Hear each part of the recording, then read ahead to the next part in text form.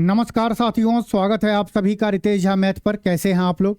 उम्मीद करते हैं आप लोग बहुत ही अच्छे होंगे, शानदार होंगे, जबरदस्त होंगे, रोज ज्यादा से ज्यादा मॉक टेस्ट दे रहे होंगे और रिवीजन ज्यादा से ज्यादा कर रहे होंगे। बिल्कुल भी आपको नया चीज नहीं पढ़ना है। अगर नया चीज पढ़ेंगे तो दिमाग एकदम पजल हो जाएगा, ये पढ़ना है कि वो पढ़ना है। अपने आप को कॉन्फिडेंस रखिए कि जितना आप पढ़े हैं एग्जामिनर उसी में से क्वेश्चन पूछेगा। तो चलिए आज का मॉक टेस्ट स्टार्ट करते हैं। मॉक टेस्ट बहुत ही अच्छा है। ऐसा नहीं कि क्वेश्चन हम कैट लेवल का ले आए, जीमेट लेवल का ले आए, सीडीएस का अच्छा क्वेश्चन उठा लिए, नहीं।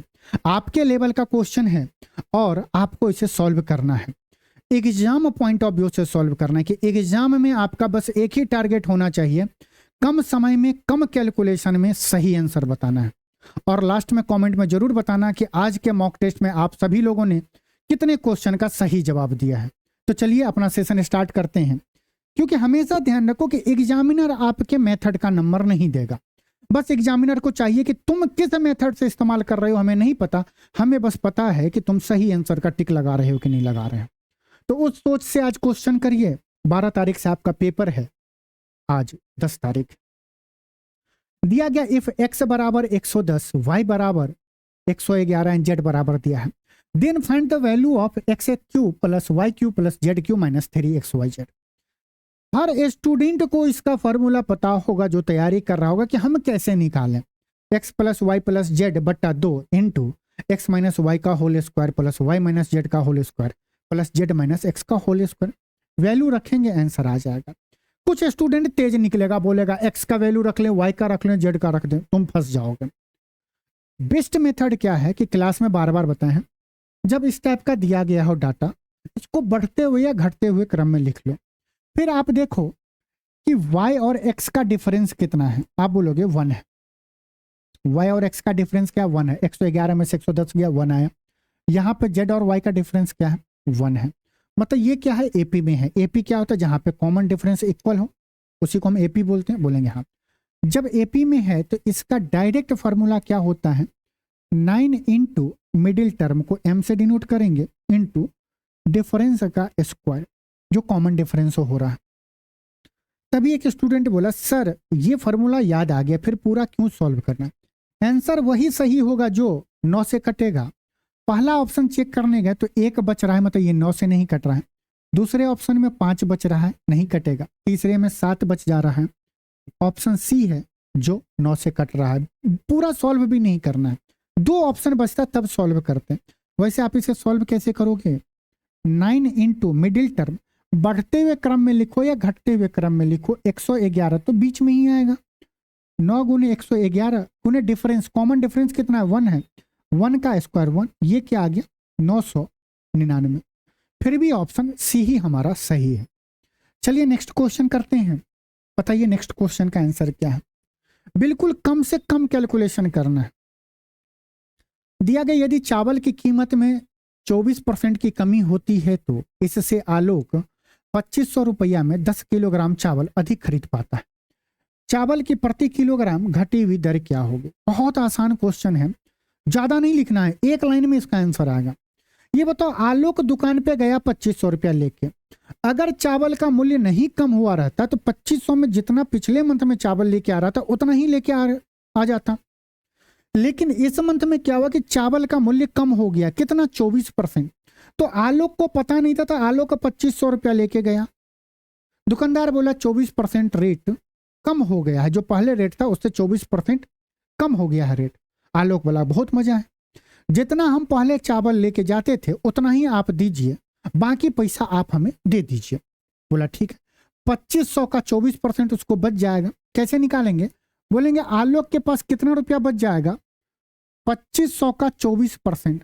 अब 24% से गुना मत करो, थोड़ा सा लॉजिकली करो। 4% 1 बट्टा क्या होता है? 25। 4 का ये 6 गुना, तो इसमें भी 6 से कर देंगे। आलोक के पास इतना रुपया बच जाएगा।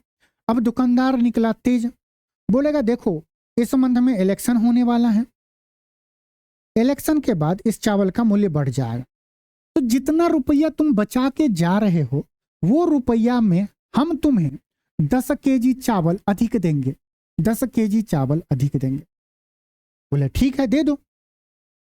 अगले मंथ में अगर इलेक्शन होने के बाद रेट बढ़ गया तो आप चाहोगे ना कुछ पैसा सेव हो जाए, ठीक है। तो आलोक इतना रुपया बचा के ला रहा था, इतना रुपया न बचा के ये इतना रुपया दुकानदार को दे दिया, तो 10 केजी चावल वो क्या किया, घर ले आया। कैलकुलेट करेंगे, 10 जीरो से जीरो कट गया, 25 से 25 कट गया, कितना रुपया इधर बचा है, 60 रुपया। इधर क्या बचा है, 1 केजी, मतलब घटा हुआ मूल्य क्या है, 1 केजी का मूल्य 60 रुपया। ऑप्शन ए बिल्कुल सही है। प्रति केजी पूछ रहा है, चावल का प्रति किलोग्राम घटी हुई दर ज्ञात कीजिए। मतलब 1 केजी का घटा हुआ मूल्य कितना है, 60 रुपया। अगर यहीं पे हमसे बढ़ा हुआ मूल्य बताता है तो बहुत आसानी से निकाल लेते। 24% का फ्रैक्शन 6/25, मतलब अगर ओरिजिनल प्राइस 25 होगा तो न्यू प्राइस मतलब घटा हुआ प्राइस कितना होगा, बोलेंगे 25 में से 6 गया 19 यूनिट का वैल्यू दिया है तो हम ओरिजिनल प्राइस निकाल लेते 25 यूनिट का, वो आंसर आ जाता। लेकिन हमसे ओरिजिनल नहीं घटा हुआ मूल्य पूछ रहा है, जो 60 आंसर सही। करिए नेक्स्ट क्वेश्चन। मॉक टेस्ट के साथ साथ समझा भी रहे हैं कि कैसे करना, ये नहीं कि हवाबाजी में क्वेश्चन सॉल्व कर लेंगे, इससे नहीं होगा। अगर आप मॉक टेस्ट दे रहे हैं तो आपका रिवीजन भी हो जा रहा है, ठीक है। दिया गया ऋचा के व्यय और बचत का अनुपात 2:1 है। यदि उसकी आय और व्यय में क्रमशः 20% और 15% की वृद्धि होती है तो उसकी बचत में प्रतिशत वृद्धि ज्ञात कीजिए। बहुत आसान क्वेश्चन, बोलोगे इनकम बराबर एक्सपेंडिचर प्लस सेविंग होता है। ऋचा का एक्सपेंडिचर और सेविंग दिया गया है, यहां से हम इनकम निकाल लेंगे, 3 यूनिट हो जाएगा। इनकम का हम 20% बढ़ा देंगे, एक्सपेंडिचर का 15% बढ़ा देंगे, सेविंग निकाल लेंगे। थोड़ा सा कैलकुलेटिव होगा। और जब आपको पता है ना, एक चीज कहीं पढ़े हो ना कि एक्सपेंडिचर, 2 चीज को जोड़ो, तीसरा चीज मिले, उस टाइम में एलिगेशन लगा दो। एक्सपेंडिचर को और सेविंग को जोड़ रहे हैं तो क्या बन रहा है, इनकम बन रहा है, लगा दो ना एलिगेशन, आसान हो जाएगा कैलकुलेशन। यहां पे एक्सपेंडिचर, यहां पे सेविंग, इस दोनों को जोड़ेंगे तो बीच में हमें इनकम लिखना पड़ेगा। ऋचा का व्यय यहां पे तो आ जाता है, रेशियो आ जाएगा किसका, ऋचा का इनकम, ऋचा का ये क्या है, एक्सपेंडिचर और सेविंग का। एक्सपेंडिचर के नीचे में 2 यूनिट, सेविंग के नीचे में 1, जहां जो लिखोगे उसके नीचे वही लिखना है। दिया गया आगे, इनकम कितना बढ़ रहा है, 20% से, और एक्सपेंडिचर कितना 15% से बढ़ रहा है। तो हमसे पूछ रहा है कि सेविंग ऋचा का कितना बढ़ेगा, ये वैल्यू पूछ रहा है। अब तो आसानी से कैलकुलेट नहीं कर लोगे, बोलो ना, बोलोगे सर बहुत आसान है। 20 में से 15, क्योंकि 20 बड़ का है और 15 छोटका है, तो 20 में से 15 घटाएंगे तो क्या आएगा, 5 आएगा। 5 नहीं, 5% आएगा। 1 यूनिट का वैल्यू 5%, तो 2 यूनिट का वैल्यू कितना, 10%। हम 20 में से 15 घटाएं तो यहां पे सेविंग की जगह पे हम यहां पे क्या होगा, वैल्यू क्या हो, जिसमें से अगर हम 20 घटाएं तो हमें कितना मिलना चाहिए, 10% मिलना चाहिए। बोलोगे इसके लिए सेविंग कितना होना चाहिए, 30%। तभी तो 30 में से 20 घटाएंगे तो 10 बचेगा, मतलब ऋचा का सेविंग कितना बढ़ेगा, 30% बढ़ेगा। ऑप्शन सी बिल्कुल सही है। आप इससे कर लेना, टाइम लगेगा, एक बार कल के कमेंट में बताना, इनकम बराबर एक्सपेंडिचर प्लस सेविंग रखोगे, थोड़ा सा कैलकुलेशन करना पड़ेगा। यहां पे कुछ भी ज्यादा दिमाग नहीं लगा, जो चीज दिया है उसी को पुट किए और आंसर ले आए। बताइए नेक्स्ट क्वेश्चन। 120 लीटर का एक बर्तन दूध और पानी से भरा हुआ है। बर्तन से 73% दूध और 37% पानी निकाला जाता है। यह पाया गया कि बर्तन 58% से खाली है। बर्तन में दूध और पानी की प्रारंभिक मात्रा के बीच अंतर ज्ञात कीजिए। बहुत आसान क्वेश्चन है। स्टार्टिंग में उस बर्तन में पानी और दूध के बीच का कितना अंतर था वो लीटर में बताना है। बोलोगे सर इसे भी तो हम इसी से करेंगे, मिक्सर यहाँ पे मिल्क, यहाँ पे वाटर। दूध कितना 73% निकाला गया, वाटर 37%। अब बर्तन में कितना बच गया, 58%। बस इसे आप सॉल्व कर लेंगे। बड़का में से छोटका घटाना है, 73 में से 58 जाएगा, 2 60 हो जाएगा, 13 2 15। यहाँ पे क्या बचेगा 15%। 58 में से 37 जाएगा, 3 इसको देंगे तो 40, 40 हो जाएगा, 3 दे दिया तो कितना बचेगा 18, 3 21%। इस दोनों का अगर हम रेशियो लेंगे तो क्या आ गया, कट जाएगा यहां से परसेंटेज से परसेंटेज। 7 तिया 21, 5 तिया 15, मतलब उस बर्तन में अगर मिल्क 7 यूनिट होगा तो वाटर कितना होगा 5 यूनिट, मतलब टोटल कितना होगा 12 यूनिट। वो बर्तन का कैपेसिटी कितना है 12 यूनिट का, जबकि क्वेश्चन में देखिए 12 नहीं 120 लीटर मिक्सचर है। 12 का कितना गुना 10 गुना। हमें अंतर पूछा जा रहा है, कितने का अंतर है 2 यूनिट का है। 2 यूनिट का वैल्यू कितना हो जाएगा, ये भी 10 गुना मतलब कि 20 लीटर। दूध और पानी के बीच का अंतर कितना है 20 लीटर। ऑप्शन ए बिल्कुल सही है, ऑप्शन ए हमारा बिल्कुल सही है। बहुत आसान क्वेश्चन था। आइए करिए इस क्वेश्चन को, बताइए आंसर क्या होगा। दिया गया विद्यालय में कुल छात्रों की संख्या 660 थी। लड़के और लड़कियों की संख्या का अनुपात 13:9 था। कुछ दिनों बाद 30 लड़कियों ने और विद्यालय में प्रवेश किया और लड़के और लड़कियों की संख्या का अनुपात 6:5 हो गया। तो बताइए कि कितने लड़के ने विद्यालय छोड़ दिया, ये बताना है। बताइए। देखो क्वेश्चन को ऐसे समझो, पहले अनुपात 13:9 था, कुल विद्यार्थी 660 थे, 30 और लड़कियां आ गई, तो कितने लड़के निकले होंगे, स्कूल छोड़े होंगे, जिससे कि अब अनुपात कितना हो गया है 6:5 हो गया। 6 लड़के और 5 लड़कियां हो गए। ऑप्शन से एक बार करें, वैसे तो डिटेल हर स्टूडेंट कर लेगा। ये बताओ लड़के और लड़के, देखो यहां पे दिया गया है, इस लाइन को देखो। विद्यालय में कुल छात्रों की संख्या 660 थी। लड़के और लड़कियों की संख्या का अनुपात 13:9, मतलब 13 लड़का रहा होगा तो 9 लड़कियां रही होगी। टोटल कितना विद्यार्थी हो जाएगा 13 9 22। 22 यूनिट का वैल्यू कितना है, कुल छात्रों की संख्या 660। अब क्या हुआ कि कुछ दिनों के बाद 30 लड़कियां और विद्यालय में प्रवेश हो गए। पहले 660 विद्यार्थी थे, इसमें 30 और लड़कियां आ गए। कितने ऐड हो गए हैं गर्ल 30। अब अगर हम तुमसे पूछें कि विद्यार्थियों की संख्या कितनी, तो बोलेंगे 660 प्लस 30 690 स्टूडेंट होंगे। टोटल कितना 690 स्टूडेंट होंगे। बोलेंगे हाँ सर। लेकिन हमसे अब ये पूछ रहा है कि तुम ये बताओ लाला कि बॉय हम कितना घटाएं, कितने बॉय स्कूल छोड़े होंगे कि जो भी रिमाइंडर बचा होगा उसमें विद्यार्थियों का, लड़का और लड़कियों का अनुपात कितना 6:5, मतलब कुल स्टूडेंट कितना होना चाहिए था 11 यूनिट। तो 11 का मल्टीपल होगा। अब बताओ कितने बॉय, ऑप्शन से देखेंगे तो 690 में से 30 घटाएंगे तो 666 होगा, जो 11 से कट रहा है यही होगा। आगे चेक कर लेंगे कि कहीं ऐसा ना हो कि दो ऐसा ऑप्शन मिल जाए जो 11 से कट रहा है। अब ये बताओ हमें घटाना है तो 690 में से अगला, अगर ये 660 हम घटा दिए 30 घट गया तो ये क्या गया 660 हो गया। बोलेंगे नहीं ये भी नहीं है, ये भी नहीं है, ये भी नहीं। ऑप्शन ए बिल्कुल सही है। ऐसे कर सकते हैं, बाकी रेशियो निकाल के तो आप हर स्टूडेंट कर लेंगे। करिए ये क्वेश्चन, बताइए क्वेश्चन नंबर 6 क्या होगा आंसर। अक्ष के बीच सीधी रेखाओं 4x प्लस, करिए तो उस क्वेश्चन का आंसर बताइए क्या होगा, जल्दी जल्दी करके बताओ।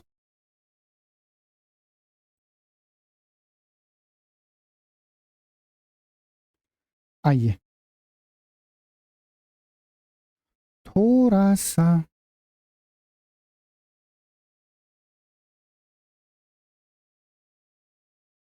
इस क्वेश्चन को हम लोग इस तरह से करते हैं, हमें मिल रहा है आप अंदाजे में कर लेना। देखो सबसे पहले देखा अक्ष के बीच सीधी रेखा है 4x + 2y बराबर इतना और इतना द्वारा प्रतिच्छेदित चतुर्भुज का क्षेत्रफल ज्ञात करना। तो एरिया निकालने के लिए सबसे पहले तो हमें इसका पॉइंट निकालना पड़ेगा, x और y का पॉइंट। इस लाइन का पॉइंट निकालेंगे कैसे? x बट्टा 12 से दोनों साइड भाग देंगे, x बट्टा 3 प्लस y बट्टा 6 बराबर क्या होगा? 1 होगा। मतलब कि x एक्सिस को 3 पे, मतलब कि यहाँ पे, और y एक्सिस को 6 पे, यहाँ पे। ये दोनों पॉइंट मिल गया। इस दोनों पॉइंट से हम क्या करेंगे? एक लाइन ड्रॉ कर देंगे। कर दिए? बोलेंगे हाँ सर। अब इसी तरह हम लोग क्या करेंगे, एक और यहां से लाइन बनाएंगे, पॉइंट निकाल लेते हैं। 48 से भाग देंगे तो क्या होगा? x बट्टा 8 छक्का 48 प्लस y बट्टा 12 बराबर 1। यही होगा? बोलेंगे हाँ सर। इसका एक बार कलर चेंज कर दिया जाए।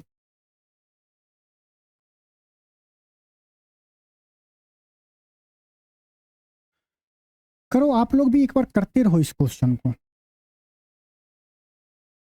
x, इस लाइन का कोऑर्डिनेट क्या होगा? x बराबर 6 कहीं ना कहीं यहाँ पे, और y बराबर 12 मान लेते हैं, यहाँ पे 12 होगा। मानने में क्या जाता है? हम एक लाइन ड्रॉ कर देंगे 6 से, इस दोनों पॉइंट को मिला दें। अब हमसे जो पूछ रहा है वो देखो, प्रतिच्छेदित चतुर्भुज का क्षेत्रफल ज्ञात कीजिए। हमसे कौन सा एरिया पूछ रहा है पता है तुमको? ये वाला एरिया,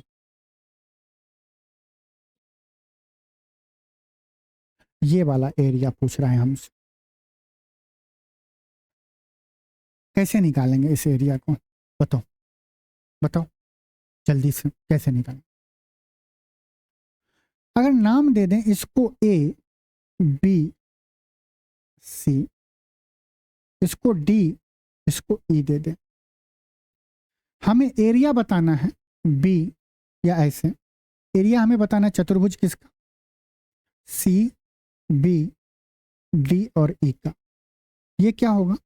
अगर हम बोले कि एरिया ट्रायंगल का A D E, A D E के एरिया में से ए बी सी का एरिया घटा देंगे, इस पूरे एरिया में से अगर ये एरिया घटा देंगे तो इतना ही बचेगा। बोलेंगे हाँ sir. Area A B C का, ए डी ए, त्रिभुज एडीई का एरिया क्या होगा? Base into height. यहां से यहां कितना डिस्टेंस है? 6, ये बेस हो जाएगा। यहां से यहां डिस्टेंस कितना है? 12। तो एडीई का एरिया क्या होगा? हाफ इनटू बेस कितना है? 6 गुना हाइट कितना है? 12 माइनस एबीसी का एरिया, बेस कितना है? 3 और हाइट कितना है? 6। ये क्या हो जाएगा? हाफ इनटू बेस 3, हाइट कितना? 6। इसे सॉल्व कर लेंगे, 2 से 2 कटे, 12 को काटेंगे 6 बार में, 36 माइनस 2 से 6 को काटेंगे 3 बार में, 9। 36 में से 9 गया 27 स्क्वायर यूनिट। मतलब इस चतुर्भुज का एरिया क्या होगा? 27 स्क्वायर यूनिट। आप इसे अप्रोक्सीमेट करके जहां पे कट करे वहां तक का ओरिजिन से 3 मान लेना, आगे जहां कट करना तो ओरिजिन से 6 मान लेना। ये 6 हो जाएगा, ये पूरा 12 है। बड़का त्रिभुज में से छोटका त्रिभुज घटा दिए तो रेस्ट पार्ट हमें मिल जाएगा एरिया। आइए क्वेश्चन नंबर 7। एक दुकानदार ने अपने वस्तु का 5/8 भाग 20% के लाभ पर और शेष को लागत मूल्य पर बेचा। पूरे लेन देन में उसका कुल लाभ कितना, कुल लाभ प्रतिशत क्या है ये बताना है। बताइए, बोलो। आप बोलोगे सर बहुत आसान है, कुल वस्तुओं की संख्या 8 हुआ तो उसमें से 5 वस्तु को कितने में बेच रहा है? 20% के लाभ पे, प्लस का 20%। 8 में से 5 को 20% पे बचा कितना? 3। तभी तो टोटल मिला के 8 होगा। 5 3 8। 5 को 20% पे, 3 को बोल रहा है बाकी शेष कितना बच गया? 3 बच गया। शेष को लागत मूल्य पे, लागत मूल्य मतलब कि कॉस्ट प्राइस पे, लागत मूल्य पे बेचने का मतलब हुआ कि ना आपको प्रॉफिट हो रहा है ना लॉस हो रहा है, जितने में आप खरीद के लाए उतने में आप बेच दिए। मतलब कि जो 3 वस्तु है उसे हम कितने पर, ना प्रॉफिट ना लॉस पे, मतलब कि 0% पे हम बेचे हैं। तो हमसे पूछ रहा है कि पूरे लेन देन में उसका कुल लाभ प्रतिशत क्या होगा। 5 + 3 8, कुल वस्तु 8 है। हमसे पूछ रहा है कि पूरे लेन देन में कितने का लाभ होगा। अब इसे सॉल्व कर लेते हैं। 5 × 20 100% प्लस 3 × 0 0 बराबर 8x%। हो गया? बोलेंगे हाँ सर। यहां से x का वैल्यू निकाल लेंगे 100/8 12.5%।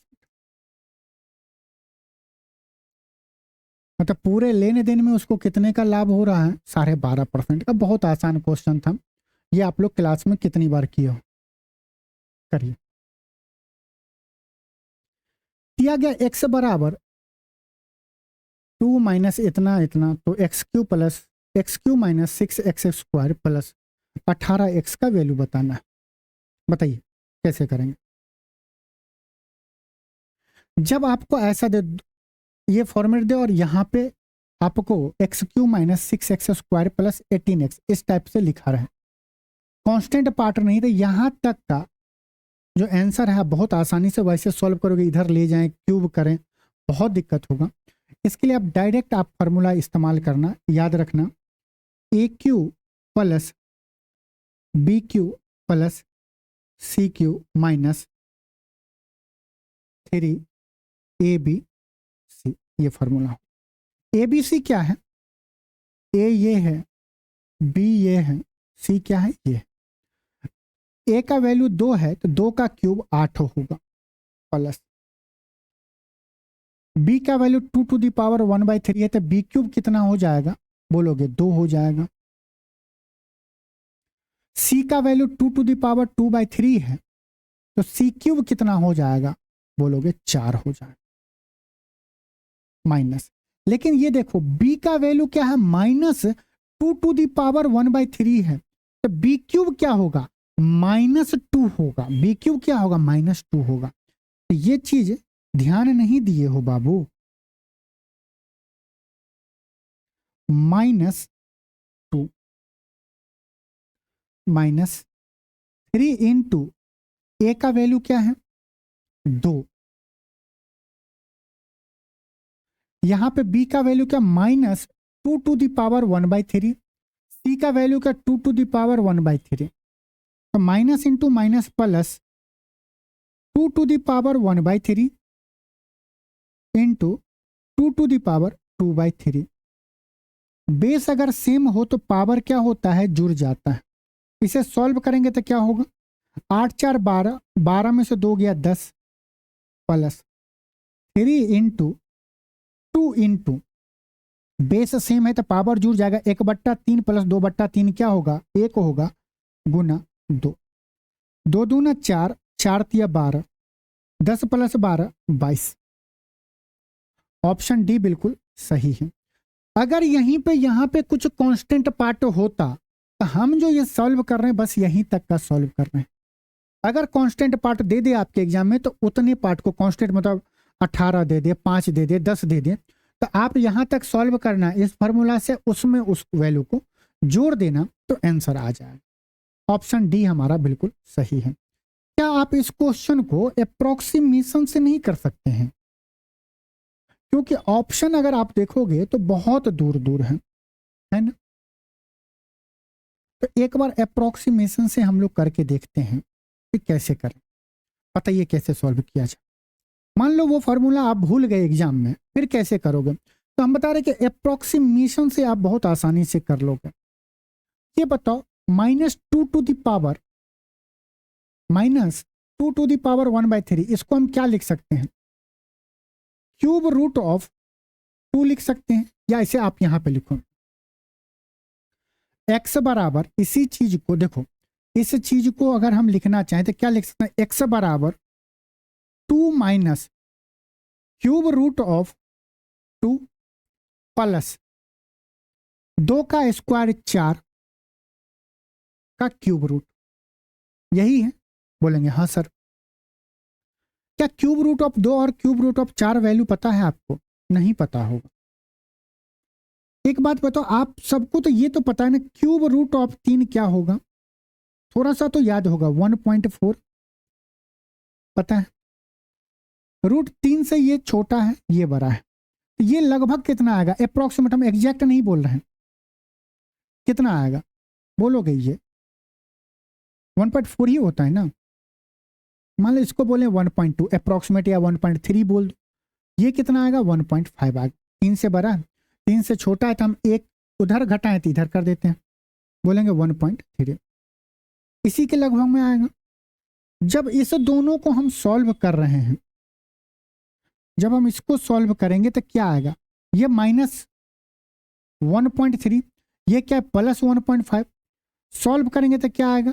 तो 2 + 0.2 आ जाएगा। तो हम इसको क्या निगलेक्ट कर सकते हैं कुछ देर के लिए? हम क्या बोलेंगे? x बराबर 2, मतलब जो भी आंसर हमारा होगा उससे थोड़ा सा ही वैल्यू हमारा क्या होगा? बड़ा होगा, वैल्यू थोड़ा सा ही बड़ा होगा, क्योंकि 0.2 का हम लगभग डिफरेंस लेके चले, 0.2 को हम मेंशन नहीं कर रहे हैं। जब x बराबर 2 हो गया तो ये क्या होगा? x 2 का पावर 3 8 माइनस 4 6 चौको 24 प्लस 18 दूने 36, 18 दूने 36, 36 और 8 44, 44 में से 24 जाएगा तो 20, मतलब जो हमारा आंसर है वो 20 से थोड़ा सा बड़ा आएगा, क्योंकि 0.2 का डिफरेंस है। अब 20 से थोड़ा सा बड़ा क्या है? 22 है।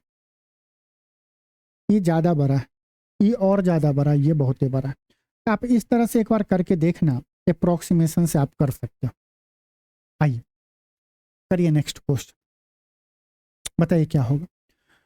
यदि x-1 व्यक्ति द्वारा x+1 दिन में किए गए कार्य का x+2 व्यक्ति द्वारा x-1 दिन में किए गए कार्य का से अनुपात 9:10 है, तो x का क्या मान होगा? ये पूछ रहा है, x का मान हमसे पूछ रहा है। बहुत आसान है,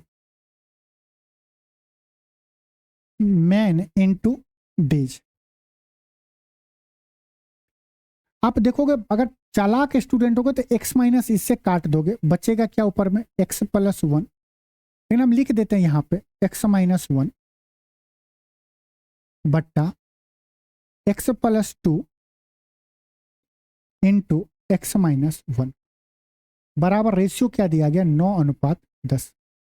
x-1 से x-1 कट गया, क्या बचेगा? x+1 बट्टा x+2 बराबर 9/10, यही बचेगा। अब आप लोग क्रॉस मल्टीप्लाई मत करने लगना, इसी 4 में से कोई एक ऑप्शन सही होगा। x का वैल्यू हम क्या रखें? अगर x का वैल्यू 9 रखते हैं तो 9 + 1 10, 10/11, हमें चाहिए 9/10, ये नहीं होगा। 12 रखेंगे तो 13 हो जाएगा, 13/14, ये भी नहीं होगा, हमें 9/10 चाहिए। 8 रख रहे हैं तो 8 + 1 9, नीचे में 8 + 2 10, 9/10, यही सही होगा। एक बार क्रॉस वेरीफाई कर लेना, 11 + 1 12, 12/13, ये नहीं होगा। ऑप्शन बी बिल्कुल सही है, एक्स का वैल्यू क्या होगा? 8 होगा। ज्यादा नहीं सोचना, पूरा कैलकुलेशन क्यों करना। करिए ये क्वेश्चन, बताइए आंसर क्या होगा। 12 सेंटीमीटर भुजा का एक समबाहु त्रिभुज बनाया जाता है, इसके अंदर बन सकने वाला सबसे बड़े वर्ग का क्षेत्रफल ज्ञात कीजिए, बताइए क्या होगा। करिए सॉल्व। देखिए एक हम ट्रायंगल बना रहे हैं, वो कैसा? समबाहु त्रिभुज। इसमें बोला कि एक सबसे बड़ा वर्ग इसमें डाल रहे हैं, मतलब ये डालें,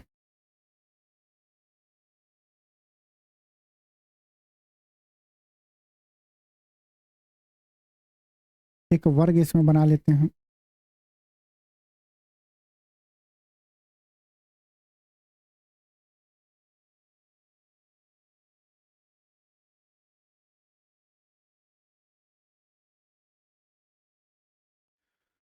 कुछ ऐसा ही वर्ग बनेगा मेरे लाल, हाँ या ना?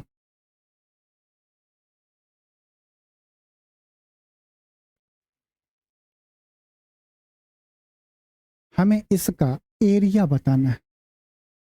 देखो, इसका हमें एरिया बताना है, कैसे निकालेंगे? सोचो, कुछ कुछ तो सोचो। आप बोलोगे सर देखो, आपको पहले एक ही चीज दिया गया है, 12 सेंटीमीटर भुजा समबाहु त्रिभुज। ये समबाहु त्रिभुज का हर एक भुजा क्या होगा? 12 सेंटीमीटर। और एक और आपको प्रॉपर्टी पता है कि समबाहु त्रिभुज के हर एक कोण कितने होते हैं? 60-60 डिग्री। इसका मतलब ये क्या होगा? 60 डिग्री। ये 60 डिग्री, ये 90 डिग्री।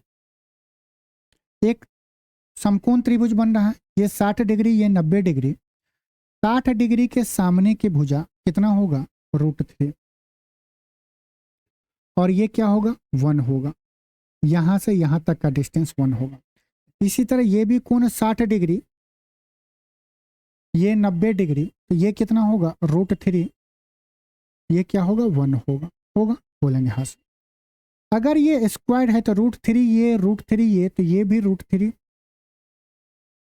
ये भी कितना? √3। यहां तक में किसी को कोई दिक्कत है तो आप पूछ सकते हैं बेझिझक। उम्मीद करते हैं यहां तक में कोई भी दिक्कत आप लोगों को नहीं होगा। तब आगे क्या करेंगे? यहां से यहां हमें डिस्टेंस कितना दिया गया? कितना सेंटीमीटर है त्रिभुज का? 12 सेंटीमीटर है। ये भुजा 12 सेंटीमीटर है। ये कितना है? √13। √3 है, ये 1 यूनिट है, एक यूनिट है। टोटल क्या होगा? 2 + √3 यूनिट, जिसका वैल्यू कितना दिया गया है? 12 सेंटीमीटर। यही दिया है। हमें किसी तरह अगर √3 का वैल्यू पता चल जाए तो हम बोल देंगे कि इस एरिया का, इस वर्ग का एरिया क्या होगा? √3 × √3 होगा। बोलेंगे हाँ सर। तो √3 का वैल्यू हम कैसे निकालेंगे?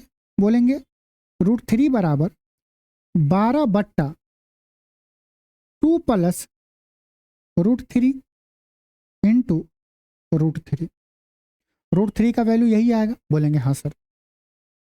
नीचे में 2 + √3 देखने में अच्छा नहीं लग रहा है, तो परमेयकरण कर देते हैं, मतलब ऊपर नीचे इसके साइन के उल्टे से गुना कर देंगे तो कोई दिक्कत। 2 - √3 बट्टा 2 - √3 यही आएगा। बोलेंगे हाँ। ये क्या रहा? √3 का वैल्यू आ रहा है, क्या होगा? 12 और √3, नीचे में क्या आएगा करके देखो तो? 12 √3 × 2 - √3। नीचे में 4 में से 3 गया, 1 बचेगा, तो नीचे हम कुछ भी नहीं लिखेंगे। तो √3 का वैल्यू क्या आया? 12 √3 × 2 - √3। इसका वैल्यू हमें आ गया है क्या? साइड का, स्क्वायर का साइड क्या आया है? 12 √3 × 2 - √3। और बच्चा को पता है कि स्क्वायर का एरिया क्या होता है? साइड का स्क्वायर। साइड मिल गया है, तो हम एरिया निकालना चाहें तो क्या करेंगे?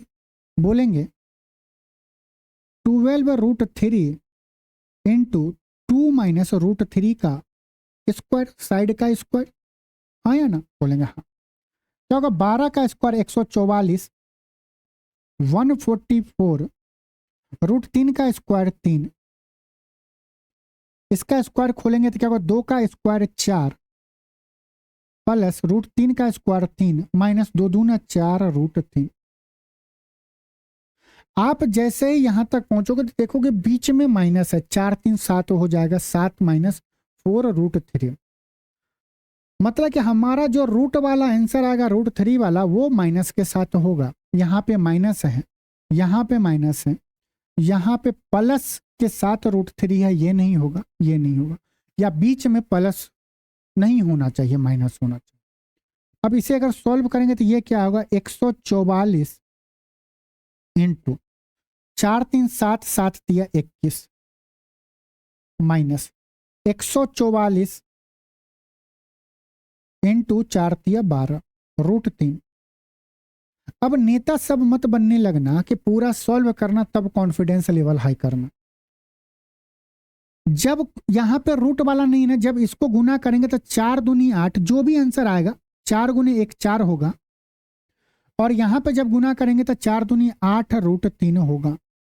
पीछे हमें नहीं पता, यहां पे भी पीछे नहीं पता, बीच में माइनस होगा, मतलब कि बिना रूट वाला जो होगा उसमें 4 होगा, इसमें है, और रूट वाले के साथ क्या होगा, यहाँ पे यूनिट डिजिट 8 होना चाहिए। यहाँ पे रूट वाले के साथ यूनिट डिजिट पे 4 है, तो ये नहीं होगा, एक ही बचा। पूरा सॉल्व नहीं करना है। 144 गुने 21 करने में 5 सेकेंड भी अगर आपका जाएगा तो थोड़ा सा मुश्किल होगा। 21 चौका पता है 84 होता है। आइए करो इस आंसर को, बताओ दिया गया निम्नलिखित में से कौन सी संख्या 2 और 5 दोनों से विभाज्य है।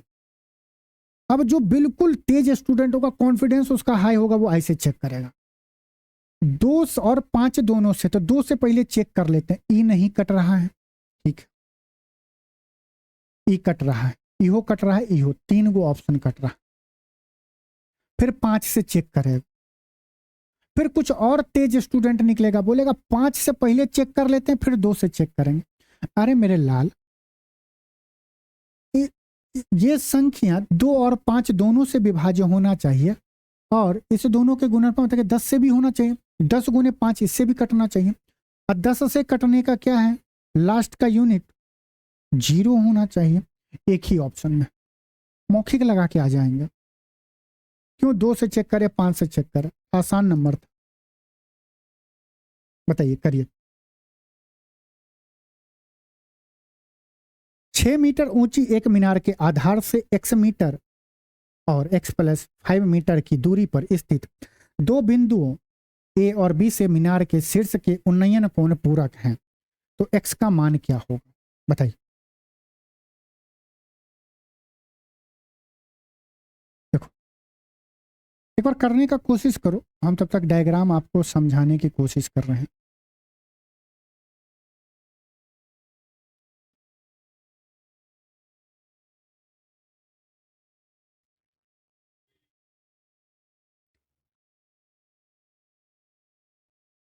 आ जाओ।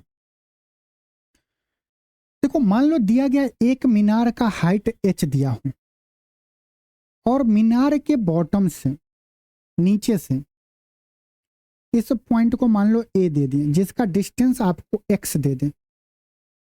क्या दे दें, x दे दें, और इसी पॉइंट से यहां तक का डिस्टेंस मान लो इसे हम b बोल दें, जिसका डिस्टेंस आपको दे दे y दे दें।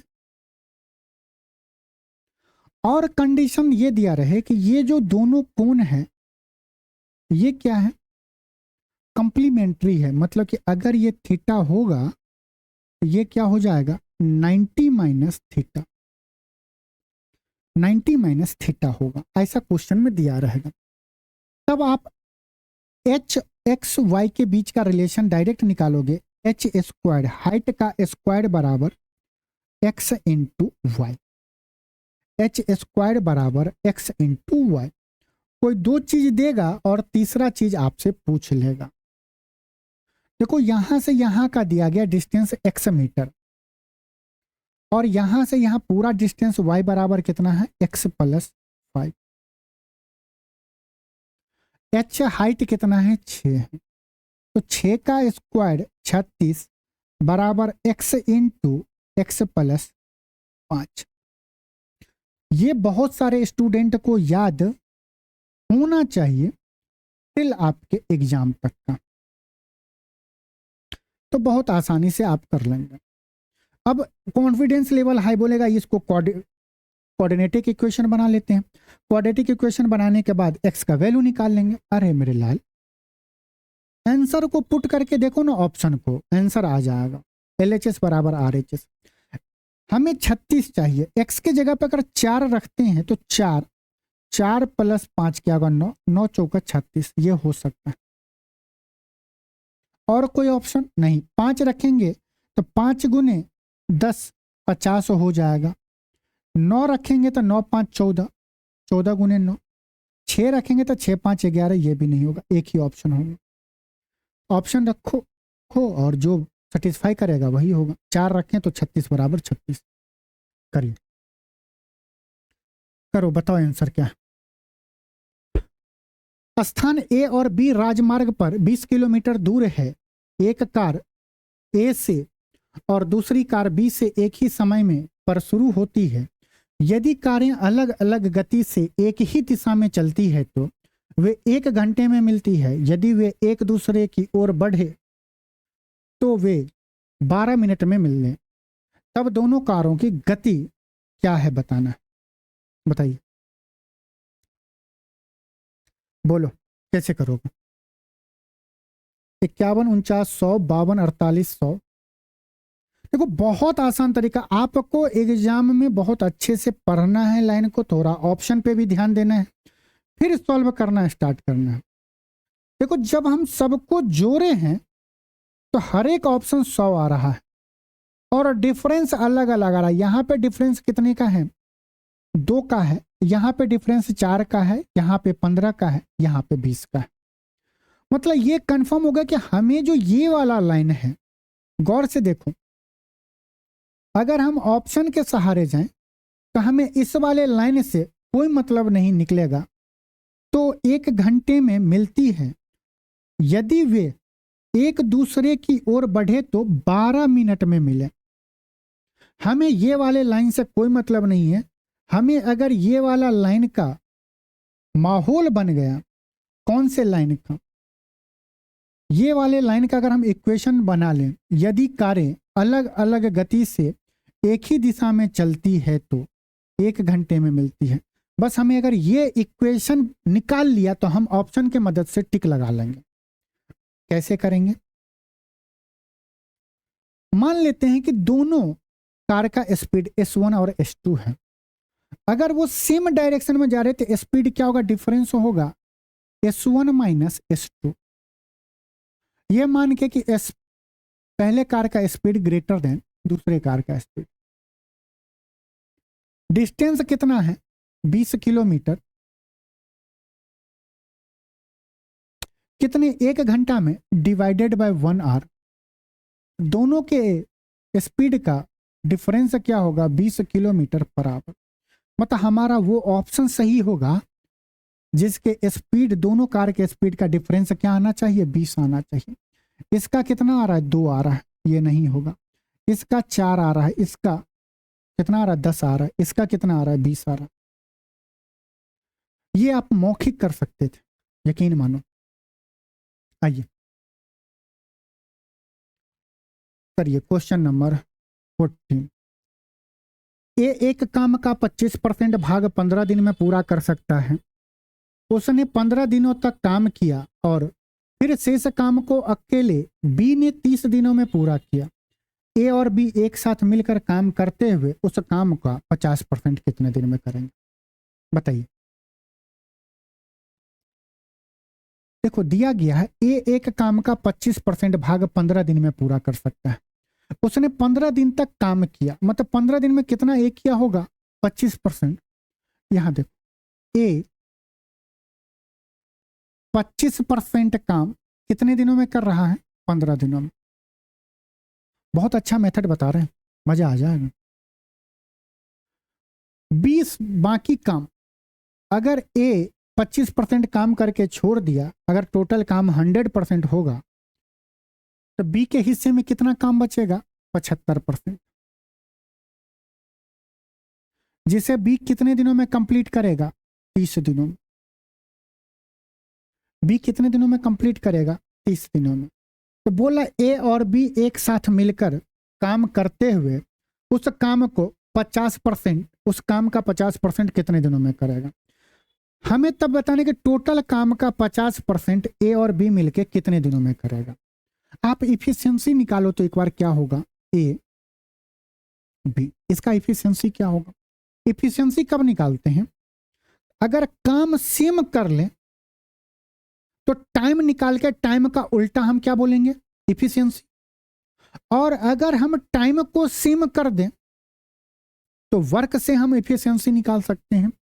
यहां पे देखो बी 30 दिन में 75% काम कर पाता है, ए 15 दिन में 25% कर पाता है, तो ए 30 दिन में कितना कर पाएगा बोलोगे, 15 दिन में 25 तो 30 दिन में 50। ए का इफिशियंसी 50% है और बी का इफिशियंसी कितना है, 75%। और इसका अगर रेशियो ले लेंगे तो ये क्या आएगा, 25 दूनी 50, 25 दिया 75, ये इफिशियंसी का रेशियो आ गया। बोलेंगे हाँ सर। आप किसी भी तरह इफिशियंसी निकालोगे 2:3 आए। हमसे बोला इस दोनों से मिलके कितना काम करवाना है, 50%। ये दोनों साथ मिलके 50% काम कर सकता है और करवाना ही है, जिसमें ए 2 यूनिट करेगा तो बी 3 यूनिट करेगा। इसका मतलब ए को 20% काम करना है, बी को 30% काम करना है। ए को 20% काम करना है और बी को 30% काम करना है। मतलब कि जितने दिन में ए 20% काम करेगा उतने ही दिन में बी 30% काम करेगा और दोनों मिलके 50% काम कंप्लीट कर लेंगे। या तो हम ए से टोटल दिन निकाल लें या बी से निकाल लें, आंसर हमारा बिल्कुल वही आएगा सही। देखो 25% बराबर 15 दिन है, मतलब 25% काम करने में 15 दिन लग रहा है, तो 5% काम करने में कितना दिन लगेगा, 3 दिन लगेगा। 20% काम करने में कितना दिन, 4 गुना, ये 4 गुना 12 दिन। मतलब 12 दिन में ए 20% काम करेगा और 12 दिन में बी 30% काम करेगा, तभी 12 दिन में दोनों मिलकर 50% काम करेंगे। ऑप्शन सी बिल्कुल सही है। इसी तरह आप बी से भी निकाल सकते, 75% 30 दिन में, तो 30% कितना दिन में, निकाल लेते हो, कर लें, इससे भी आंसर वही आएगा। 15 × 75, 5% का वैल्यू क्या आएगा, 15 दूना 30। 5% काम करने के लिए बी को 2 दिन लगेगा, तो 30% के लिए 12 दिन लगेगा। 5 का 6 गुना तो 2 का भी 6 गुना 12 दिन। आगे आंसर कहीं से भी जाओगे आंसर वही है। ये मत करना कि 20% और 30% जोड़ देना, काम गड़बड़ा जाएगा, फिर 24 आएगा। दोनों को साथ मिलके काम करना है ना। तो 50% काम करने के लिए ए को 20% काम करना पड़ेगा और बी को 30% काम करना पड़ेगा। इसका मतलब ये है कि जितने दिन में ए 20% काम करेगा उतने ही दिन में बी 30% काम करेगा। करिए, बताइए नेक्स्ट क्वेश्चन। 150 मीटर लंबी एक रेलगाड़ी और 500 मीटर लंबे एक पुल को पार करने में 30 सेकंड का समय लगता है। कितने सेकंड का समय लगता है, 30 सेकंड का। मतलब कुल डिस्टेंस कितना हो गया, रेल ट्रेन की लंबाई और प्लस पुल, मतलब कि 650 मीटर ट्रेवल करने में ट्रेन को कितना लगता है, 30 सेकंड। 370 मीटर लंबे एक प्लेटफॉर्म को पार करने में रेलगाड़ी को कितना समय लगेगा। प्लेटफॉर्म, अगर देखो रेलगाड़ी प्लेटफॉर्म को अगर पार करेगी तो क्या प्लेटफॉर्म का डिस्टेंस प्लस खुद का डिस्टेंस, रेलगाड़ी का डिस्टेंस कितना है, लंबाई 150 मीटर और प्लेटफॉर्म का 370, तो 370 प्लस 150 कितना होगा बोलोगे, 520। 520 मीटर को ट्रेवल करने में कितना टाइम लगेगा, यही हमसे पूछ रहा है। बहुत आसान है, आप काटो ना, 0 से 0 कट गया, 13 × 5 रेशियो ले लिए इसका, 13 × 4 = 52। मतलब 5 यूनिट को पार करने में 30 सेकंड तो 4 यूनिट को पार करने में कितना, 5 का 6 गुना, तो 4 का भी 6 गुना 24 सेकंड। इसका मतलब 370 मीटर लंबे प्लेटफॉर्म को पार करने में कितना, 24 सेकंड। ऑप्शन ए बिल्कुल सही है। करिए, बताइए इस क्वेश्चन का आंसर। यदि एक वस्तु के अंकित मूल्य पे 10% की छूट देते, एक बार करो ना, मजा नहीं आ रहा है ना, पेपर पे ध्यान दे लो, और सब चीज सब मोह माया है, सब यहीं रखा रह जाए। और अब तो नोटिफिकेशन भी आ गया कोई करता हुआ। इसका मतलब क्या है पता है, कल के डेट में मान लो तुम और तुम्हारी गर्लफ्रेंड 7 पेपर देने गए। तुम बहुत दयालु इंसान, तुम क्या किया, गर्लफ्रेंड को आके पेपर बता दिए कि देखो ये क्वेश्चन आ रहा है, तुम तैयारी कर लो, तुम्हारे शिफ्ट में ये क्वेश्चन पूछा जाएगा। तो नियम चेंज हो गया कि कल के डेट में तुम दोनों के बीच में माहौल गर्म होगा ना, लड़ाई झगड़ा हुआ, जाके सीधा कंप्लेन कर देगा कि हमारे बॉयफ्रेंड है ना हमको क्वेश्चन बताया था। अब तुम्हारा जुर्माना लगेगा, प्रूफ दिखा देगा, तुम तो मैसेज किए रहोगे व्हाट्सएप पे कि हमारे बॉयफ्रेंड है ना, देखो ना हमें मैसेज पूरा का पूरा क्वेश्चन बता दिया, तुम्हारा कट जाएगा। समझ रहे हो ना बात को, इसीलिए किसी को क्वेश्चन मत बताना। चलो करो ये क्वेश्चन। यदि एक वस्तु के अंकित मूल्य पे 10% की छूट दी जाती है तो एक दुकानदार को 25% का लाभ प्राप्त होता है। यदि वह उसी वस्तु के अंकित मूल्य पर 25% की छूट प्रदान करता है तो उसका लाभ प्रतिशत कितना होगा, ये बताना। बहुत आसान क्वेश्चन है। कॉस्ट प्राइस, सेलिंग प्राइस और मार्क प्राइस, बस आपको डाटा को सही मायने में अरेंज करना है। कर लिए तो आंसर आ जाएगा, नहीं तो लगे रहेंगे, होता रहेगा। यदि एक वस्तु के अंकित मूल्य पे 10% की छूट दे, मान लो अंकित मूल्य 100 रुपया है, 10% का छूट मतलब कि इसका 10% कितना होगा, 10 मतलब कि 90 में बेच रहा है। अगर 10% अंकित मूल्य पे छूट दे रहा तो कितने का लाभ हो रहा है, 25% का लाभ हो रहा। मतलब 25% का फ्रैक्शन 1/4, मतलब अगर 4 के वस्तु को कितने में बेचेगा, 5 में बेचेगा। 4 के वस्तु को कितने में बेच रहा है, 5 में बेच रहा है। 5 यूनिट का वैल्यू 90, कितना गुना, 18 गुना। तो 4 यूनिट का वैल्यू कितना, 18 चौक 72। कॉस्ट प्राइस हमारा कितना आ गया, 72 आ गया। यहां तक में किसी को कोई दिक्कत नहीं होगा। यदि वह उसी वस्तु के अंकित मूल्य पर, उसी वस्तु का कॉस्ट प्राइस 72 है, पहले 90 में बेच रहा था, अंकित मूल्य 100 किया था, तो जो अंकित मूल्य है उसी पे अगर 25% का छूट दे तो कितने में बेचेगा। अब सेलिंग प्राइस उसका क्या हो जाएगा, 75 हो जाएगा। हमसे पूछा लाभ होगा या हानि होगा, लाभ होगा या हानि होगा, बताओ ना।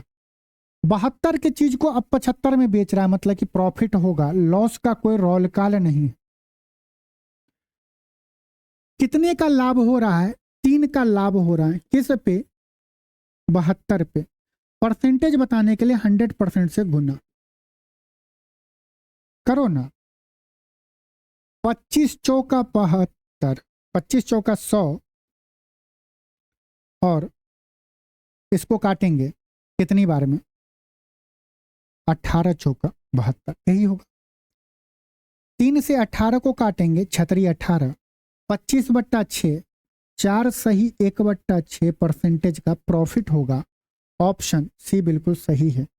एक बार माइंड सेट जरूर कर लेना, जब यहां तक में आप कॉन्फिडेंस हो जाओ कि लॉस नहीं हो रहा है तो लॉस को पहले ही माइंड से हटा दो कि लॉस वाला आंसर नहीं होगा। क्योंकि एग्जाम का प्रेशर ये होगा कि 4 सही 1/6 करोगे, अगर यहीं पे लॉस होता तो वो लॉस ही होगा। इसलिए माइंड से हटा लो कि इस कंडीशन में लॉस नहीं होगा, या हमेशा ध्यान होगा प्रॉफिट हो रहा तो शुरू से ही प्लस, देखो यहाँ लिखे हैं, यहाँ पे भी प्लस लिख देना, प्लस मतलब प्रॉफिट हो रहा।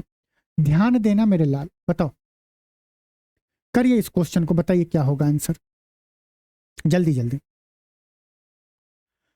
इफ 1 प्लस साइन इतना इतना दिया गया है तो then find the value of, बताइए कैसे करें, कैसे करें बताओ। 1 plus sine theta plus sine square theta plus sine cube theta plus sine 4 theta, इतना इतना कैसे करेंगे बताओ। कुछ दिमाग आ रहा है? बहुत अच्छा क्वेश्चन है भाई। ये देखो, जब कोई चीज ऐसा 1 + r plus r cube so and so infinity तक है, इसको देखो r/1 r आ रहा है, कॉमन रेशियो क्या आ रहा है? सेम है, जीपी में जा रहा है। ये क्या होगा? सम ऑफ इनफाइनाइट टर्म 1/1 - r होगा। 1 - 1 होगा, यही होगा, बोलेंगे हाँ।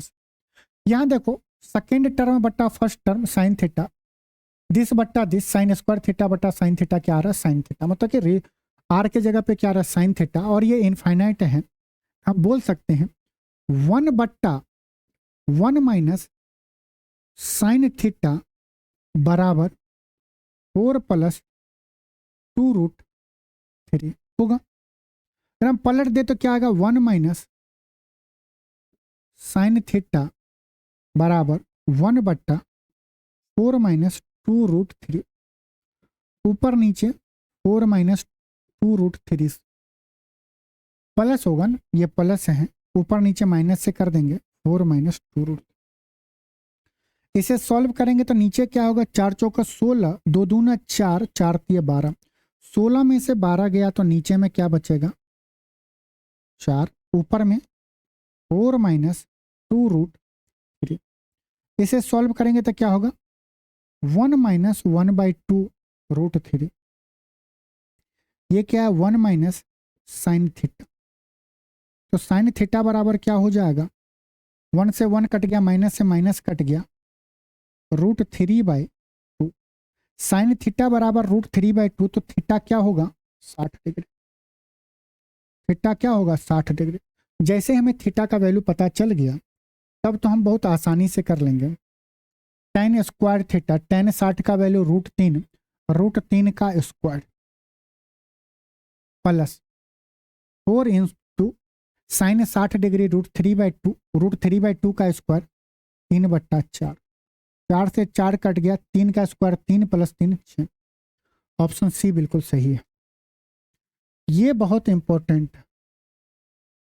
आज देखो, मैंने आपको एपी का भी बता दिया, जीपी का भी क्वेश्चन बता दिया। मतलब त्रिकोणमिति में जीपी पे बेस्ड क्वेश्चन है, बहुत अच्छा क्वेश्चन है। दिया गया प्रत्येक 1728 सेंटीमीटर आयतन वाले 4 ठोस घनों को 2 पंक्तियों में रखा जाता है और प्रत्येक पंक्ति में 2 घन रखे जाते हैं। उनमें वर्गाकार आधार वाला आयताकार ठोस बनता है। परिणाम ठोस का कुल पृष्ठीय क्षेत्रफल ज्ञात कीजिए। देखिए, हमें 4 क्यूब है, ठीक है, सॉलिड क्यूब है।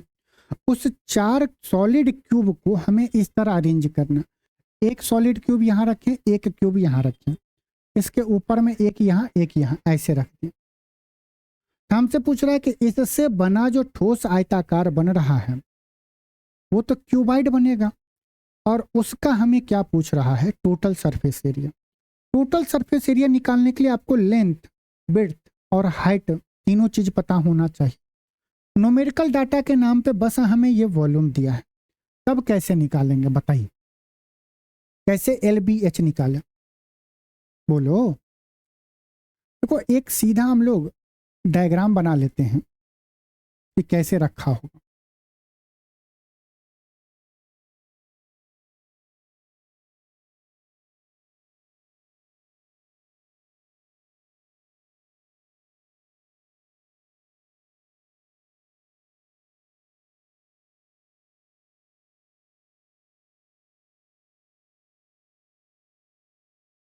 थ्री डी में थोड़ा सा मुश्किल होता है। इस टाइप का हमने क्या किया, एक क्यूब रख लिया। देखो, एक क्यूब ये है,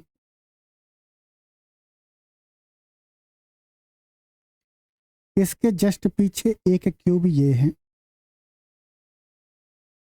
एक क्यूब ये वाला है,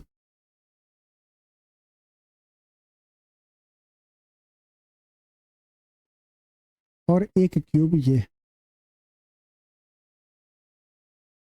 ठीक है, उम्मीद करते हैं ये बात समझ में आ गई। वॉल्यूम बराबर क्या होता है, दिया गया है ना, क्यूब का वॉल्यूम क्या होता है, साइड का क्यूब, साइड का क्यूब होता है, साइड का क्यूब बराबर वॉल्यूम होता है, जो दिया क्या है 1728। तो साइड क्या हो जाएगा,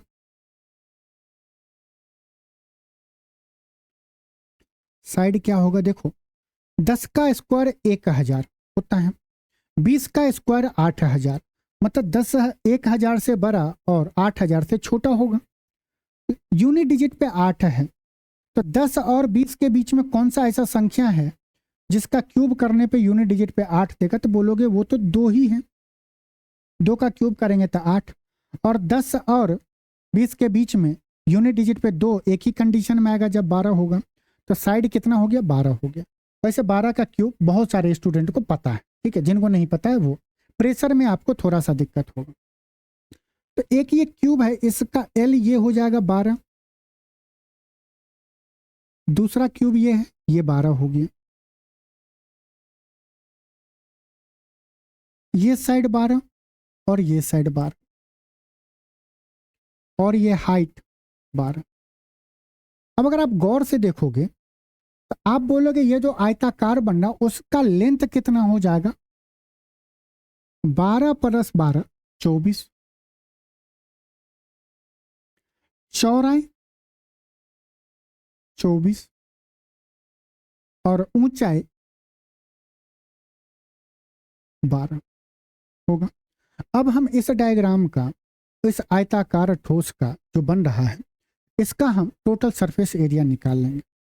टोटल सरफेस एरिया क्या होता है, 2 × LB + BH + LH, यही होता है, बोलेंगे। अब हम 24 × 24, 24 × 12 ये सब नहीं करेंगे। देख रहे हैं यूनिट डिजिट पे सब जगह पे अलग अलग डिजिट हैं। 2 × L × B, L × B 4 × 4 16, मतलब यूनिट डिजिट पे 6 आएगा जब L × B करेंगे। B × H 4 × 2 8 plus L × H 8, unit digit लिख लिए 8 8 16, 16 6 22, यूनिट डिजिट पे 2, 2 × 2 4, मतलब जो भी संख्या होगा उसका यूनिट डिजिट क्या होगा 4 होगा, उसका यूनिट डिजिट क्या होगा 4 होगा। एक ही ऑप्शन है जिसका यूनिट डिजिट 4 है, 2304। बहुत आसान क्वेश्चन था, थोड़ा सा बस आपको ये डायग्राम को बनाना था। करिए, एक दुकानदार 2 वस्तुओं को प्रत्येक रुपया 10,591 में बेचता है। बताइए, एक दशमलव स्थान तक बताना है, दोनों का जितना क्या हो रहा है, एक दुकानदार 2 वस्तुओं को प्रत्येक कितने में बेचता है, और परसेंटेज में बताना है। तो ये एक्चुअल डाटा का हमें कोई मतलब है नहीं है। तब कैसे करेंगे सॉल्व, 19%, 11% कैसे सॉल्व करेंगे बताओ।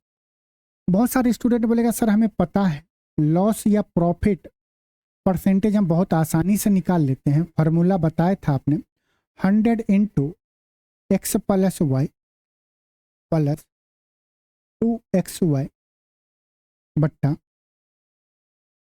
200 + x + y परसेंटेज। प्रॉफिट को प्लस से लिखना है, लॉस को माइनस से लिखना है। एक्स को अगर मान लो प्रॉफिट तो एक्स के जगह पे प्लस का 19, वाई को लॉस करके माइनस का 11 डालोगे। ओवरऑल रिजल्ट अगर प्लस में आएगा तो प्रॉफिट होगा और अगर माइनस में आया तो लॉस होगा, लेकिन थोड़ा सा कैलकुलेटिव होगा। तब कैसे सॉल्व करें, देखो अगर लॉस भी हो रहा है तो यहाँ पे लॉस 10% का और 2.7% का, प्रॉफिट हो रहा था 1.8% और 5%, डिफरेंस ज़्यादा है, मतलब कि लॉस में भी डिफरेंस ज़्यादा है और प्रॉफिट में भी डिफरेंस ज़्यादा है। अप्रॉक्सीमेट अगर हम लोग कैलकुलेट करें तो देखो हम मान लीजिए 19% का लाभ ना होकर ये 20% के लाभ पे बेच रहा है। कितने पे बेच रहा है, 20% के लाभ पे, और 19% का 11% का हानि नहीं, 10% का हानि। हम 1% यहाँ पे बढ़ा दिए और 1% यहाँ पे घटा दिए। 20% लाभ पर बेच रहा है, मतलब कि क्या होगा, 5 के वस्तु को वो 6 में बेचेगा, ये कॉस्ट प्राइस है, ये सेलिंग प्राइस। 10% हानि मतलब कि 10 के वस्तु को 9 में बेचेगा। यहां तक में कोई दिक्कत, यहां पे 1 का प्रॉफिट हो रहा है, यहां पे 1 का लॉस हो रहा है। लेकिन कंडीशन आपको यह दिया है कि सेलिंग प्राइस सेम होगा, मतलब इसको हमें 3 से गुना करना पड़ेगा, इसको 2 से गुना करना पड़ेगा। देखो यहाँ पे 3 यूनिट का प्रॉफिट हो रहा है, यहाँ पे 2 यूनिट का लॉस हो रहा है। ओवरऑल प्रॉफिट क्या हो रहा है, 1 यूनिट का। मतलब इतना तो पता चल गया कि हमें प्रॉफिट हो रहा है, लॉस वाला आंसर हमारा नहीं होगा। 1 का प्रॉफिट कितने पे, कुल पे। 5 तिया 15, 10 दूनी 20, 15 और 20 35। परसेंटेज बताना है, 100% से गुना करेंगे, ये प्रॉफिट आ गया, प्रॉफिट परसेंटेज निकल गया। 1/35 गुने 100% है ना। सॉल्व करेंगे 35 तिया, मतलब कि अगर हम इसको बोलते अप्रोक्सीमेट या एग्जैक्ट कर लो, 7 5 35, 20 5 100, 7 दूने 14.8 परसेंटेज आ रहा है इसका प्रॉफिट का। लेकिन हम क्या किए, यहां पे 20% बढ़ा दिए, 1% बढ़ा दिए, यहां पे घटा दिए, तो चेंजिंग में भी थोड़ा सा डिफरेंस होगा। जो आंसर आएगा वो 2.8% प्रॉफिट से थोड़ा सा कम आएगा, थोड़ा सा कम आएगा। कौन सा ऑप्शन है, ये या 1% यहां पे बढ़ा दिए, 2% यहां घटा दिए, 2.8% का हमें प्रॉफिट आ रहा है। इसके नजदीक देखो ये थोड़ा ज्यादा दूर है, ये है। अप्रोक्सीमेशन में आपको थोड़ा सा दिमाग अच्छे से लगाना पड़ेगा, नहीं तो कैलकुलेशन बहुत मुश्किल होगा। 1% बढ़ाया, 1% घटाया, तो आंसर में भी हमें चेंजिंग आएगा। जो भी वैल्यू आएगा उसमें हम क्या करेंगे, थोड़ा सा कम लेंगे, क्योंकि प्रॉफिट हम 1% बढ़ाया। तो अप्रोक्सीमेशन से आप ये क्वेश्चन को कर सकते हैं। करिए ये क्वेश्चन, बताइए। Find the unit digit of expression 199 to the power 2n plus 144 to the power 3n where n is a natural number. बताइए यूनिट डिजिट क्या होगा। एक बात हमें तुम लोग बताओ, ये 2n जो है, n के जगह कुछ भी होगा तो ये इवन होगा। n ऑड हो या इवन हो, ये पावर क्या होगा, 119 का पावर इवन ही होगा। यहां पे 3n है, n अगर ऑड हुआ, 3n मतलब 4 का पावर क्या होगा, ऑड होगा, और अगर ये n इवन हुआ तो इवन होगा। मतलब इस कंडीशन में यहां पे पावर इवन भी हो सकता है और ऑड भी हो सकता है।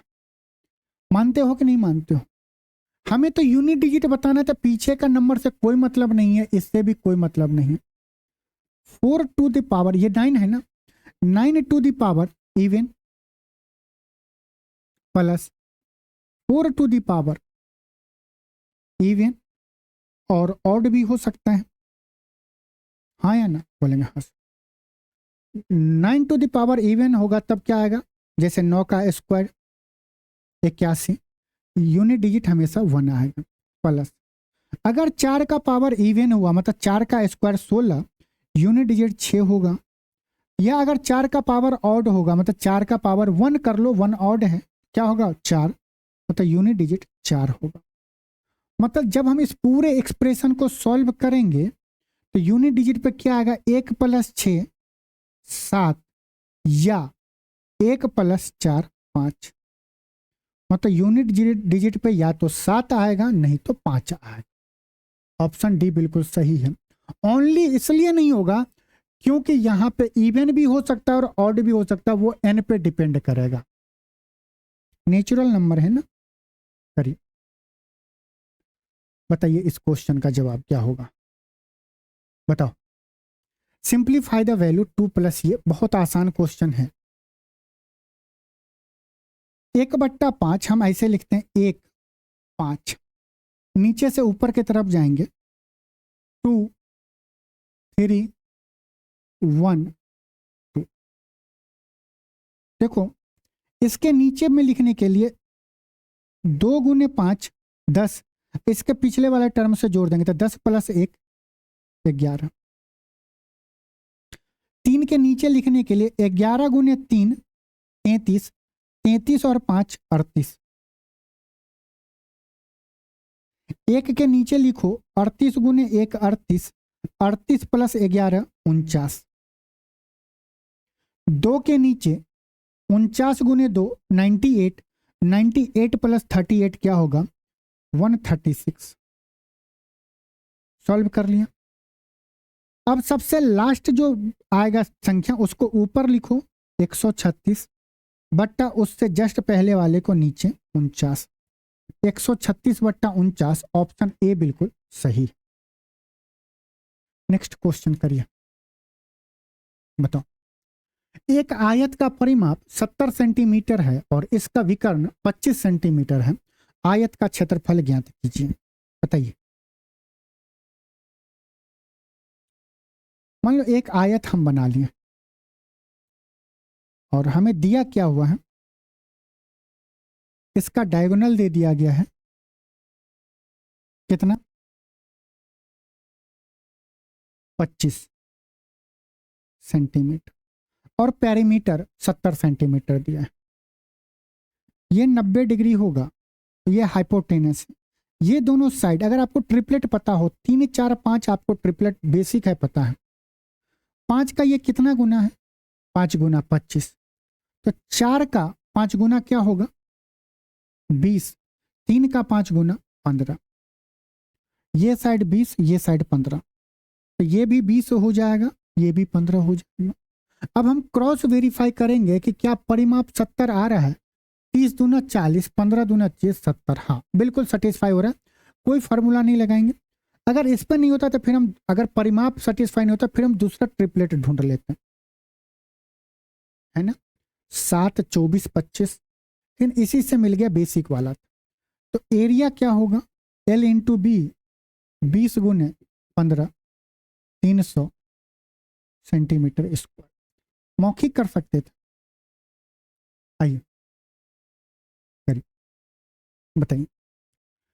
5 छात्रों ए बी सी डी और ई को कुर्सियों पर 5 कुर्सियों पर बैठाया जाता है तो इस तरह कितने विभिन्न स्थानों पर बैठाया जाएगा, यही पूछना है। बहुत आसान है। 5 कुर्सी 5 लोग बहुत आसानी से 5 फैक्टोरियल 120 तरीके से हम बैठा देंगे। समझ लो एक बार कहीं एग्जाम में पूछ ले तो कैसे करोगे। मान लो 5 कुर्सियां हैं 1 2 3 4 5, 5 कुर्सी। पहले कुर्सी पे हम 5 लोगों में से किसी एक लोग को बैठाएंगे, एक कुर्सी पे एक ही बैठेगा। मतलब यहाँ पे कितने लोग बैठ सकते हैं 5 में से कोई एक बैठ सकता है। 5 का पॉसिबिलिटी है बैठेगा, उसमें से किसी एक को बैठाएं। मान लो हम यहाँ पे ए बैठा लिए। अब इस चेयर पे कितना आदमी बचा हुआ है जो खड़ा है 4 है, तो 4 बैठने की है, 4 में से कोई भी बैठ सकता है। मान लो यहाँ पे हम बी को बैठा दिए। यहाँ पे 3 लोग खड़े हैं, 3 में से कोई एक बैठ सकता है। मान लो सी बैठा लिए। अब 2 है, इस चेयर पे 2 आदमी बैठ सकता है, कोई भी बैठ सकता है 2। मान लो इसमें हम डी को बैठा दिए, इस पे बस एक ही बैठेगा जो खड़ा है कौन ए। यहाँ पे 5 तरीके से बैठाएंगे। यहाँ पे 4 में से कोई एक बैठेगा, यहाँ पे 3 में से कोई एक बैठेगा, यहाँ पे 2 में से एक बैठेगा। इस सब को गुना करेंगे, इसे ही हम बोलते हैं फैक्टोरियल 5। फैक्टोरियल 5 को 5 से शुरू करना है 1 तक लिखना है गुना करते हुए। 5 में से 1 गया 4 गुना 3 गुना 2 गुना 1 फैक्टोरियल 5, जिसका वैल्यू 120 होता है। मतलब हम 120 तरीके से बैठा सकते हैं। आइए करिए क्वेश्चन नंबर 24।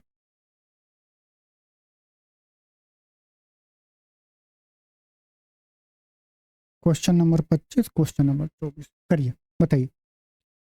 आसान है ये, आप लोग कर सकते हैं ना। 1/15 1/35 63। देखो पहले को ब्रेक करो, 1 इंटू 3 इंटू 5 प्राइम फैक्टर में ब्रेक कर लिया। अगर हम 35 को ब्रेक करेंगे तो क्या होगा 5 गुना 7। एक चीज हम देख रहे हैं कि 3 के बाद 5, फिर 5 से शुरू हुआ 7। हम आगे नहीं तोड़ेंगे, लास्ट वाले पे चले जाएंगे। उसको अगर करेंगे तो क्या होगा, 11 गुना 13, यही होगा। और जब आपको इसे सॉल्व करना हो, सम बताना हो, 1 अपॉन डिफरेंस, ऐसे सीधे लिख लो 1 अपॉन डिफरेंस किसका, इस दोनों का डिफरेंस। 5 में से 2 गया, 5 में से 3 गया 2, 7 में से 5 गया 2, मतलब हर एक जगह डिफरेंस क्या है, सेम है 2, इंटू फर्स्ट टर्म। फर्स्ट क्या होगा, जो सबसे छोटका लिखोगे ना वो फर्स्ट टर्म होगा, तो 1/3। लास्ट टर्म सबसे बड़का 1/13, इस दोनों का अंतर। सॉल्व करेंगे, 13 में से 3 गया 10, 10/2 गुना 1/39, 5, 5/39। कौन सा ऑप्शन है, ऑप्शन बी हमारा बिल्कुल सही है। बहुत आसान क्वेश्चन था, इस तरह का भी क्वेश्चन आपको फंसेगा। करिए नेक्स्ट क्वेश्चन, बताइए। यदि साधारण वार्षिक ब्याज देने वाले बैंक खाते में 80 रुपया की राशि 2 साल में 96 हो जाती है, तो 5 साल बाद उसी बैंक खाते में 64,000 की राशि कितनी हो जाएगी, बताइए। साधारण ब्याज है, अगर प्रिंसिपल 80 हुआ, प्रिंसिपल 80 हुआ तो अमाउंट कितना हो जाएगा, 96 दिया हुआ है। ये कितने साल में, 2 ईयर में। कितना इंटरेस्ट मिल रहा है, 16। 2 साल में 80 रुपया 96 हो जा रहा है, कितना ब्याज मिल रहा है, 16। तो 1 साल में कितना मिलेगा, 18। बोलो हाँ या ना, बोलेंगे हाँ से। एक बात बताओ, अगर प्रिंसिपल 80 रुपया हुआ, 1 साल में 18, तो 5 साल में कितना, 40। तो अमाउंट कितना हो जाएगा, प्रिंसिपल प्लस इंटरेस्ट, ये 40 क्या है, इंटरेस्ट ही तो है, प्रिंसिपल प्लस इंटरेस्ट 120। अगर प्रिंसिपल 80 होगा, 5 साल में ब्याज 40 मिलेगा, तो अमाउंट 120 हो जाएगा। एक्चुअल में क्वेश्चन में प्रिंसिपल कितना है, 64,000। 80 का कितना गुना, 800 गुना, तो अमाउंट भी कितना हो जाएगा, 120 का 8 गुना। 120 का 800 गुना 12×8 = 96 पे 30, 96,000। कौन सा ऑप्शन, ऑप्शन ए बिल्कुल सही है। कोई जरूरत नहीं है परसेंटेज निकालना, रेट ऑफ इंटरेस्ट कितनी आसानी से जो चीज दिया गया उसी की वैल्यू को अंत तक लेके आए, वैल्यू पुट कर दिया, आंसर आ गया। उम्मीद करते हैं कि आप सभी लोगों ने पूरे मॉक टेस्ट, पूरे क्वेश्चन को खुद से सॉल्व किए होंगे। कमेंट में जरूर बताना कि कितने क्वेश्चन आप लोग सही किए हो। चैनल पे आए हो तो चैनल को सब्सक्राइब कर लेना, लाइक करना, शेयर करना। मिलते हैं नेक्स्ट मॉक टेस्ट में। अगर पेपर देने जा रहे हो तो अच्छे से देना, नया चीज बिल्कुल भी मत पढ़ना। Revision revision revision, mock test और मॉक टेस्ट। चलो मिलते हैं, ख्याल रखें।